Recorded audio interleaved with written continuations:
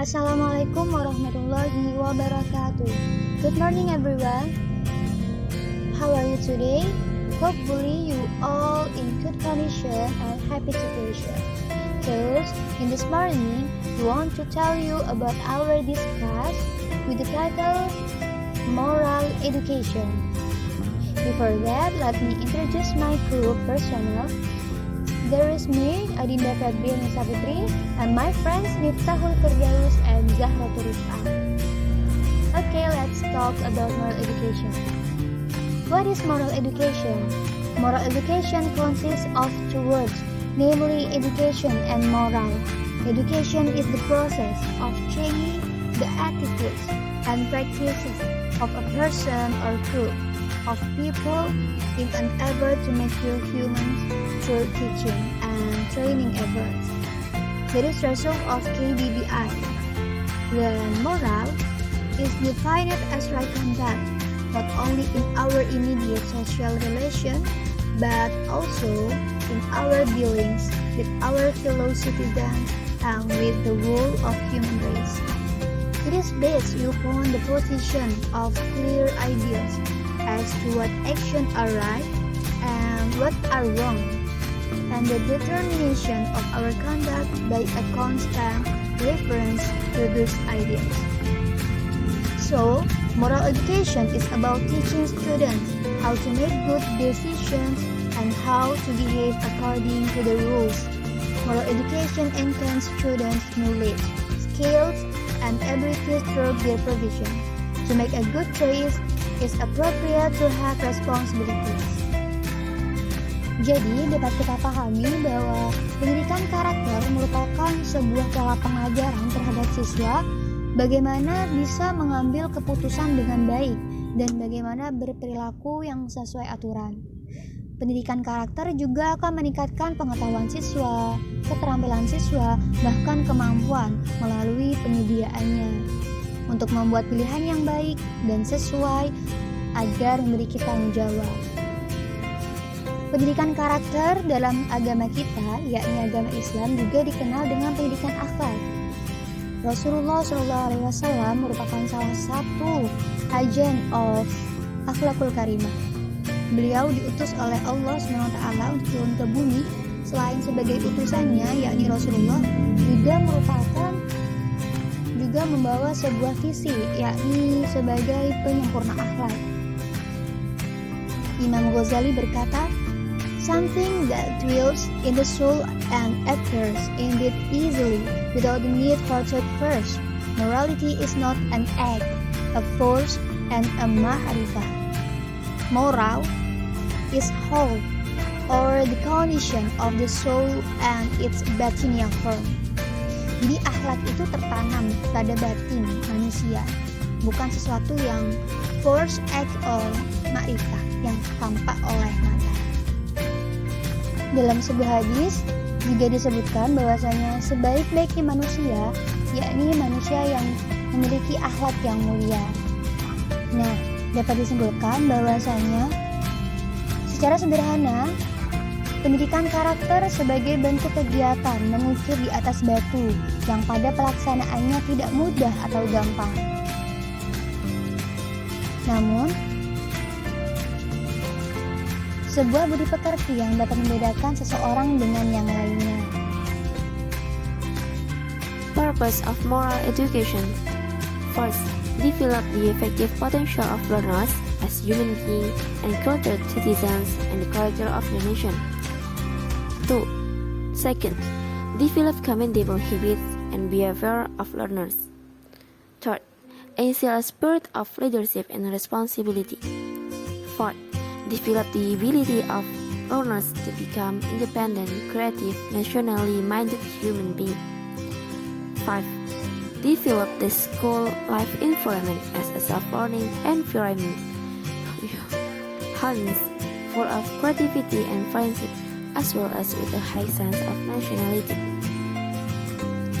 So, tujuan pendidikan karakter itu ada 5, yaitu mengembangkan potensi afektif peserta didik sebagai manusia dan warga negara yang berbudaya dan karakter bangsa. Yang kedua yaitu mengembangkan kebiasaan dan perilaku peserta didik yang terpuji. Yang ketiga itu menanamkan jiwa kepemimpinan dan tanggung jawab. Yang keempat itu mengembangkan kemampuan prestasi menjadi manusia yang mandiri, kreatif, berwawasan kebangsaan. Dan yang terakhir itu mengembangkan lingkungan kehidupan sekolah sebagai lingkungan belajar yang aman, jujur, penuh kreativitas dan persahabatan, serta rasa kebangsaan yang tinggi.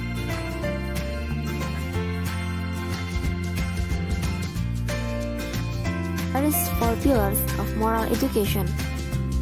It is character and morality, CM, the individual and community, IC, civic studies, CES, cultural studies, CUS. First, character and morality. Teach universal ethical values such as fairness, caring, honesty, resilience, tolerance, and respect. Second, the individual and community. The development of moral thinking for individuals are active members of their families, social environment, and communities at large. Third, civic studies. Concentration on Emirati history, trade, travel, governance, as well as global citizenship. And the last, cultural studies. Focusing on local Emirate heritage, archaeology, and the importance of preserving culture. Jadi, ada 4 pilar dari pendidikan moral, yaitu yang pertama, karakter dan moralitas, mengajarkan nilai-nilai etika universal seperti keadilan, kepedulian, kejujuran, ketahanan, toleransi, dan rasa hormat. Yang kedua yaitu individu dan komunitas, pengembangan pemikiran moral bagi individu sebagai anggota aktif dari keluarga mereka, lingkungan sosial, dan masyarakat pada umumnya. Yang ketiga itu studi kewarganegaraan, berkonsentrasi pada sejarah Emirat, perdagangan, perjalanan, pemerintahan, serta kewarganegaraan global. Yang terakhir yaitu studi budaya, berfokus pada warisan lokal Emirat, arkeologi, dan pentingnya melestarikan budaya. Again, in the moral development of student, parent and family, Haggis and Note in Garnier and Nasution, 2020-2005, page 38, also stated there are significant relationships between a child personality with parenting. How parenting parents to their children greatly affect the character and personality of the child. By therefore, parents must be able to apply the pattern. School and teacher. According to Soundtrack 2007, page 322, school is in context is important for moral development. The school has so much of a role in a child development, especially a teacher. Teachers aren't just on duty. As a transfer knowledge, it must also become an agent of change for a student. Jadi, dalam perkembangan moral seorang siswa, ada banyak hal yang mempengaruhinya. Salah satunya adalah orang tua dan keluarga, juga sekolah dan guru. Menurut Hughes dan Knopp, menyatakan bahwa ada hubungan yang signifikan antara kepribadian anak dengan pola asuh. Bagaimana pola asuh orang tua terhadap anaknya sangat mempengaruhi watak dan kepribadian anak. Oleh karena itu, orang tua harus mampu menerapkan pola tersebut. Di samping itu, peran sekolah dan guru. Menurut Sandrock, sekolah adalah konteks yang penting bagi perkembangan moral. Sekolah memiliki peran yang begitu besar dalam perkembangan anak, terutama seorang guru. Guru tidak hanya bertugas sebagai transfer ilmu pengetahuan, ia juga harus menjadi agen perubahan bagi semua. Next, character of mathematics.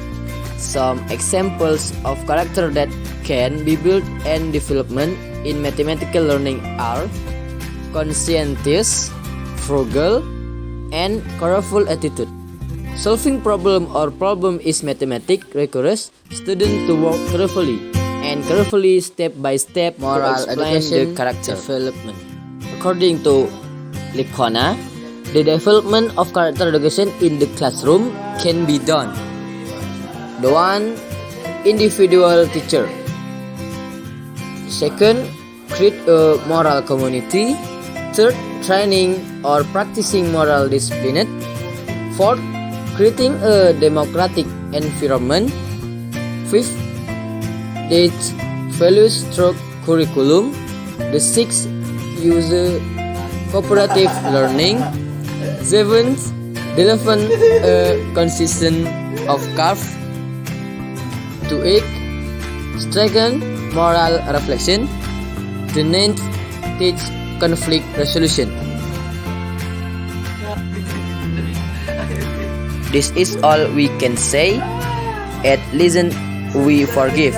We end. Wassalamualaikum warahmatullahi wabarakatuh.